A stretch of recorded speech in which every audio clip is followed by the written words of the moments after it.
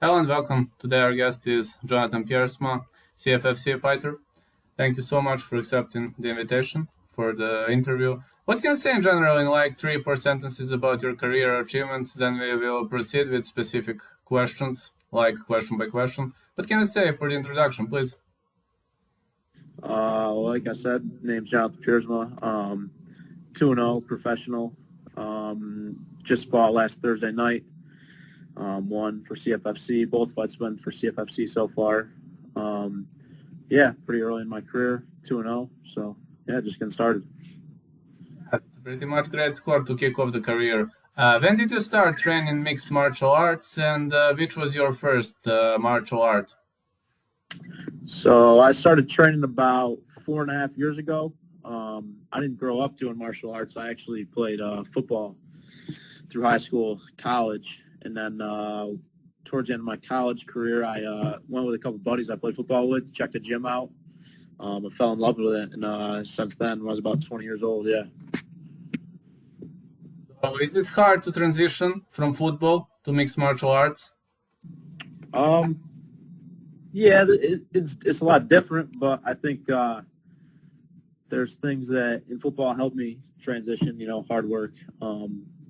It's a physical contact sport, so that aspect. But yeah, it was different, but yeah, I think just being an athlete growing up my whole life, it made it easier, to make the transition. How would you describe your fighting style? So my fight style, I'm more of a grappler, so most of my fights, I get it to the mat pretty quick. Both my pro wins so far have been submissions. I had 4 or 5 amateur submissions too, so yeah, I like to get the ground and the fight on the ground, and use my submission game. Do you have a nickname, and can you please elaborate the background behind the nickname? My nickname? Yes? Well, so I just got the nickname just last week before the fight. My managers were on me because I didn't have a nickname, and they kept asking me what my nickname was, what they wanted it to be, and I just told them, I don't have one, and I'm not going to pick my own nickname, so they could figure that out. So actually, my middle name is Hawk. So he actually came up with that, and I said, yeah, cool, let's go with it and see how it goes. Yeah, pretty much entertaining, yeah. Got to say. Considering you're a grappler, do you have the favorite submission? Favorite submission? Yeah. Probably my favorite submission is just a classic rear naked choke. But ironically, I still haven't had one of those in the fight. My best submission is probably a guillotine. Guillotine is one of my favorites too. I've hit a couple of those so far. Who are your coaches and sparring partners at the moment? So my coach is Casey Lamb. He's my main head coach. I train out of Synthesis BJJ, Rochester, New York. That's the gym I've started at. I've been at the whole time. We don't have a ton of fighters in our gym. I have some guys I work with. I have a couple other gyms I go to spar with some other pro fighters. But yeah, that's my gym. That's where I started. And he's my main coach. Mike Montez is another striking coach for me. And I have a boxing gym, Jeff Pierre. Pierre Boxing. I work my boxing with him.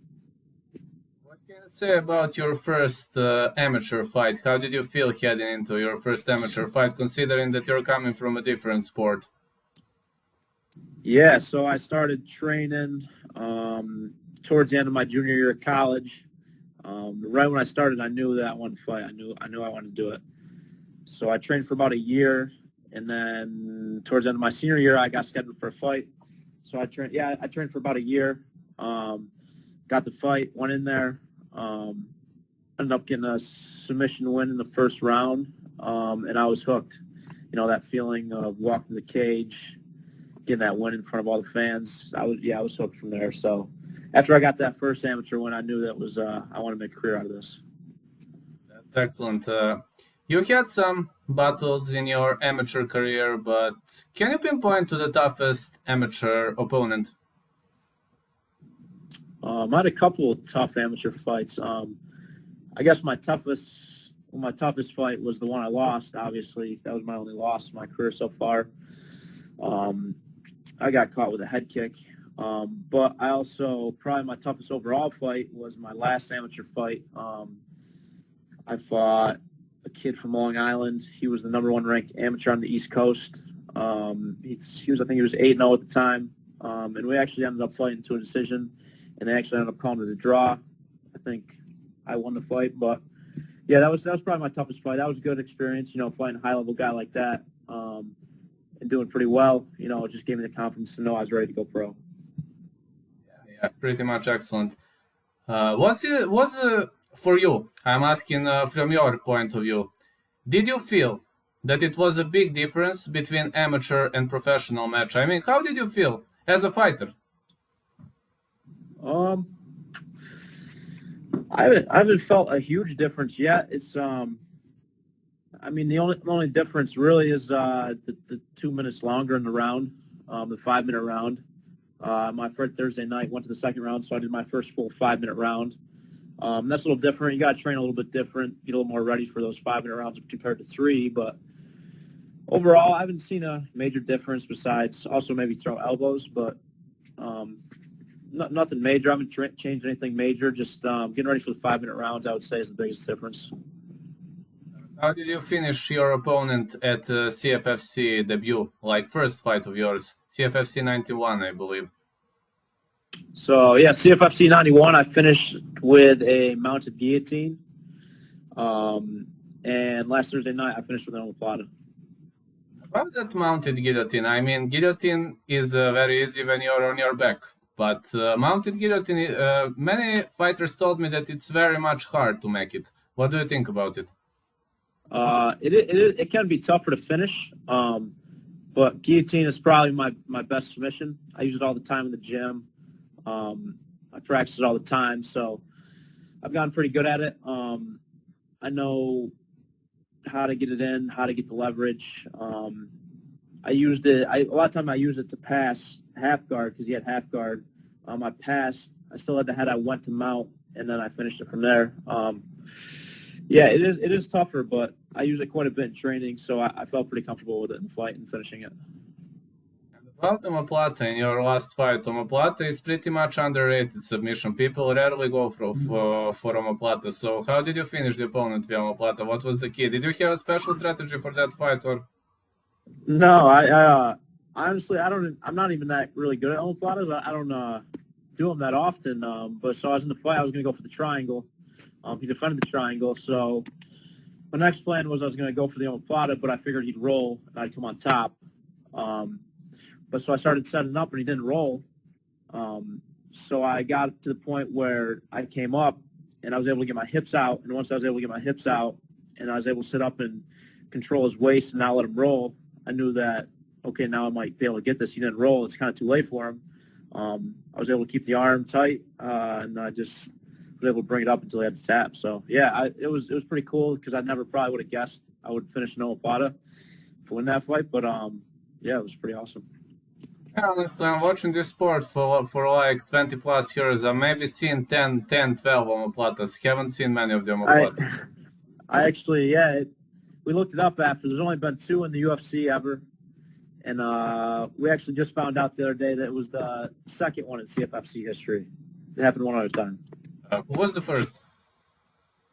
Oh, he said, I think it was like CFFC 40, he said. So probably a couple of years ago at least. Yeah, no, omoplata is a pretty much rare submission. Do you have a favorite animal? A what? A favorite animal. Favorite animal? Oh. Favorite animal? I'd probably have to go with bears. I like bears. How does one day look like in your life?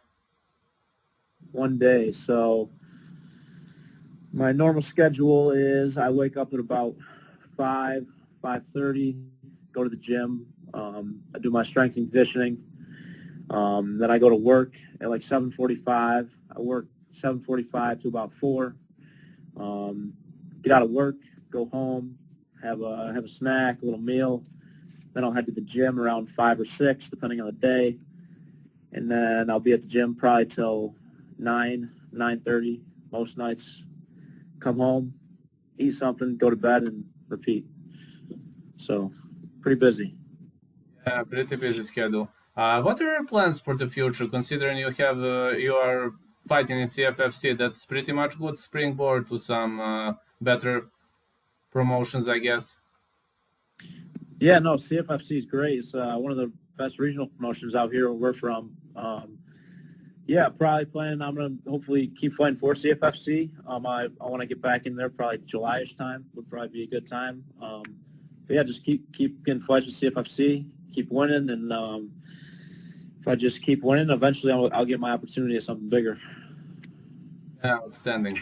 Would you like to add something to this interview? Would you like to give a shout out to someone? Would you like to greet somebody? Just a shout out to all my friends, family, coaches, everyone who's at the fight, watched the fight, everyone who reached out to me, who supported me to this point, means the world. All my sponsors, they were huge too, helped me out more than I can imagine. But yeah, just everyone who supported me to this point, I appreciate it, and I'm going to keep it rolling. Thank you so much for the interview. I'll put it to creation now. Hope in like few hours it will be on. I will send you a link. All right, thank you. All right, thank you. Thanks Have for a great having me. day. You too.